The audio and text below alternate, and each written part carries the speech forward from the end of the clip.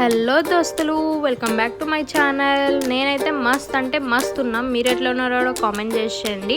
And ఈరోజు video వచ్చేసి మిర్చికా సాలన్ అనమాట. తెలుగు స్టైల్లో మనం ఎలా చేసుకుంటామో చూపించేస్తాను, వచ్చేసేయండి. అండ్ ఫస్ట్ అయితే పల్లీలు ఇంకా ధనియాలు అయితే వేసేసుకొని మంచిగా డ్రై రోస్ట్ చేసుకోవాలి. తర్వాత నువ్వులు వేసేసుకున్నాము. నెక్స్ట్ గసగసాలు కూడా వేసుకోవాలి. గసగసాలు వేసుకుంటే కొంచెం మనకు ఫ్లేవర్ అండ్ టేస్ట్ చాలా బాగుంటుంది అనమాట. అందుకోసం ఇంకా మనకు కారం తగ్గట్టు ఎండుమిర్చి, జీలకర్ర వేసేసుకున్నాం.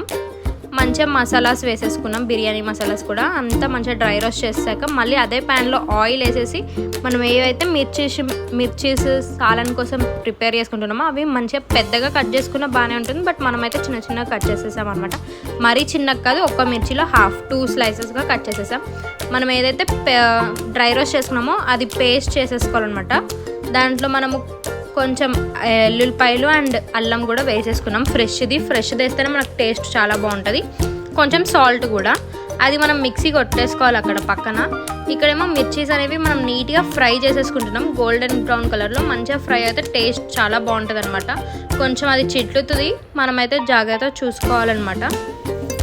చూసేసేయండి. ఇక్కడ చూసారు కదా మీకు ఎలా ఉన్నాయో మిర్చీస్. అలా మంచిగా ఫ్రై అయిపోయిన తర్వాత మళ్ళీ కొంచెం ఆయిల్ వేసుకొని జీలకర్ర, కరివేపాకు వేసేసుకోవాలి. కర్రీ ప్రిపరేషన్ అనేది ఇక్కడ స్టార్ట్ అయిపోతుంది అనమాట. నెక్స్ట్ చిన్నగా చాప్ చేసుకున్న ఆనియన్స్ కూడా వేసేసుకోవాలి మొత్తం మనము. అవి మంచిగా ఫ్రై గోల్డెన్ బ్రౌన్ కలర్లో వచ్చేసేయాలి ఆనియన్స్ అనేటివి. పసుపు యాడ్ చేసేసుకోవాలి ఇందులో మనము. చిటికెడంతా పసుపు యాడ్ చేసేసుకొని పసుపు మొత్తం పచ్చివాసన పోయే వరకు మనం ఫ్రై చేసేసుకుంటే చాలా బాగుంటుంది. అండ్ సాల్ట్ కూడా. అండ్ మీకు ఎట్లాంటి వీడియోస్ కావాలో కొంచెం నాకు కామెంట్ చేసేయండి. అండ్ నేను మీకు అలాంటి వీడియోస్ చేసేస్తే మీకు ఏవైతే కర్రీస్ చేయాలనుకున్నా లేదంటే రెసిపీస్ కావాలనుకున్నా కూడా కామెంట్ చేసేయండి.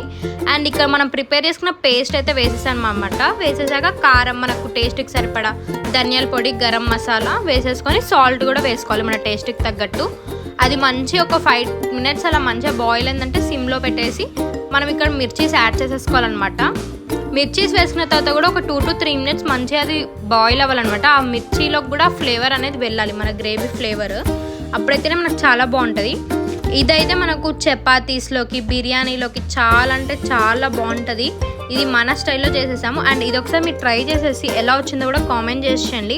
అండ్ నెక్స్ట్ నేను ఎట్లాంటి వీడియోస్ చేయాలో కూడా నాకు కామెంట్ చేసేయండి ప్లీజ్. నాకు కొన్ని సజెషన్స్ ఇవ్వండి. ఇక్కడైతే నేను జొన్న రొట్టెతో చేశాను. ఇది కూడా జొన్న రొట్టె మా మమ్మీ ఫస్ట్ టైం చేసింది, బట్ చాలా బాగా వచ్చింది. నెక్స్ట్ జొన్న రొట్టె వీడియో కూడా చేసేస్తా.